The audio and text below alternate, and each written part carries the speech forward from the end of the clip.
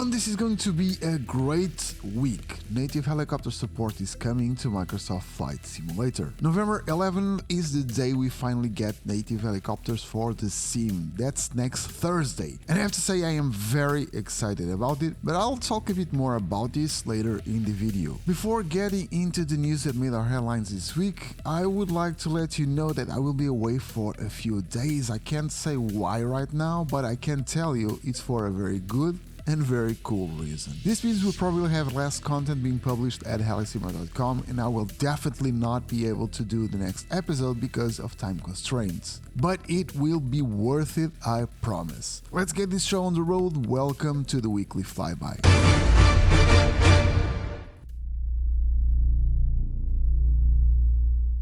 Max Flight Stick released their AH-64 Apache controls, which was developed with the help of a former AH-64 Apache pilot. The unit replicates both the cyclic and the collective of the Apache, and it's packed with features. One thing to note though, the control set does not replicate the pedals. It does come with anti-torque pedals, but just not the ones in the Apache. In fact, it does not have toe brakes, which can be a bit of a nuisance for some folks, but Max Flight Stick is looking into it. The set is compatible with Windows XP up to Windows 11, Mac OS, and you can use it on all the modern flight sims. This control set comes with a price of $2,168, and you can find some more information on the official website. Check out where to learn more down in the description. And that is not all the news we have from Max Flight Stick. Right after the release of their Apache controls, the company reached out to us to offer a discount to our readers on a couple of their products. Not the Apache one, unfortunately, but of course, since it's a new product, but into other models that could be interesting to you. So until December 31, 2022, you can get 20% off the Max Flight Stick B206 2022 and the UE 2022, which replicate the BL206 and UE controls, of course. To get the discount, just enter MFS 20% HeliSimmer in the coupon field as a checkout, and the discount will be applied to these sets. This is a great way to help the community commemorate the 40th anniversary of Microsoft Flight Simulator and the arrival of native helicopters to the sim. Or perhaps you can use it to purchase this year's Christmas present. Let us know in the comments below.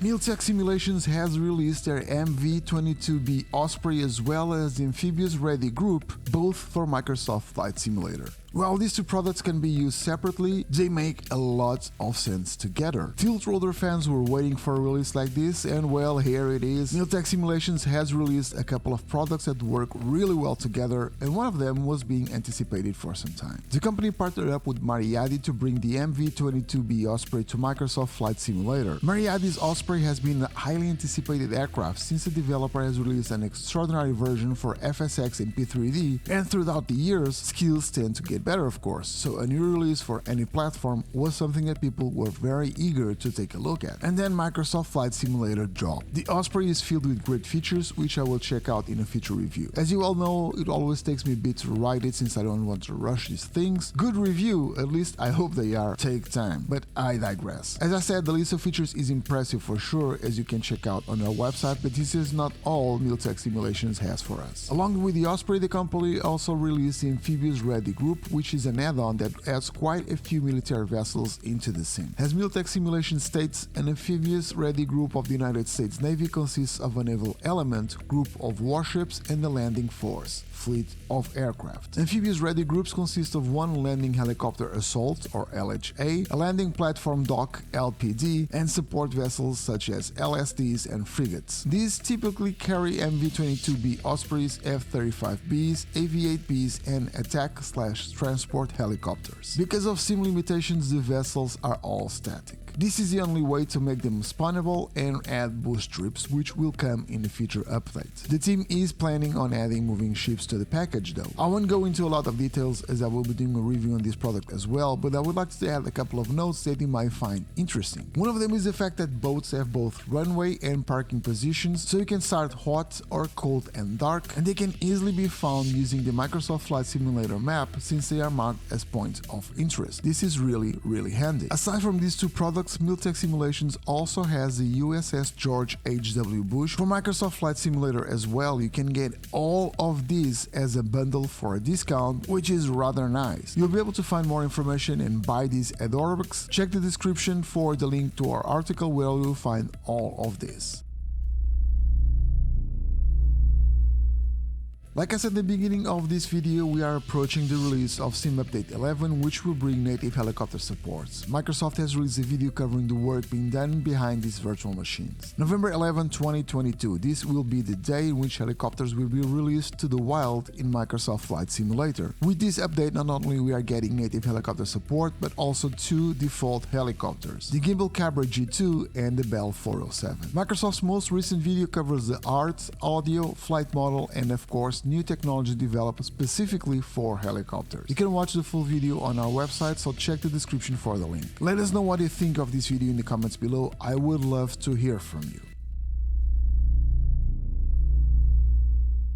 FlightControlReplay 5 for Microsoft Flight Simulator and P3D is out. Since its release, Microsoft Flight Simulator users have been asking about a good replay utility. Fortunately, FlightControlReplay, or FCR for shorts, has been out for some time for other sims, and the developer brought it to Microsoft Flight Simulator as well. Version 5 is now out, and it builds on its previous versions by adding a few new and very cool features that not only improves integration with Microsoft Flight Simulator, but it also brings a new, very nice ghost mode. The user interface was also improved and revamped, offering a better user experience. You can find FlightControlReplay 5 at Sim Market. Check out the video description. Low Level Heaven released second DCS Worlds Apart Stormfront video. It's now time to take a better look at what's coming for the new mission package by the DCS Rotor Wing veteran team. In the first video, Low Level Heaven took us through the immersion level the team is pursuing to provide us a great experience. Now it's time to take a look at everything we'll need to do inside a single mission. The new videos show us Mission 5, which is a close air support assignment for a supply convoy. The goal is to provide top-down support to the guys on the ground. Therefore, we are taking along the convoy with an AI colleague, and we'll take care of it so it reaches its destination. As a secondary task, we must secure the perimeter in front of and around the convoy by looking closely at parked vehicles and structures like tank wrecks or others along the convoy's path. This means you will need to advance and do some low passes on both sides of the road. These secondary tasks are not crucial for mission success, but you will only get a 100% score when all sides are checked, while at the same time your primary task of close air support for the convoy is fulfilled. So you will be getting your hands full. Like the team put it, these secondary tasks put you under pressure and you need fundamental helicopter skills to complete both simultaneously. Oh, and according to the team, this may open the way for another task level depending on the randomly composed mission structure. That's intriguing. Check the description to find the link to our article where you can watch the full video. Don't forget, native helicopters are coming to Microsoft Flight Simulator later this week. Check out all we know about it in this video, and also you can find ways you can use Microsoft Flight Simulator and other sims as a tool to help you with your real-world training and flying. I'll see you on one of those videos. Until then, take care and fly safe.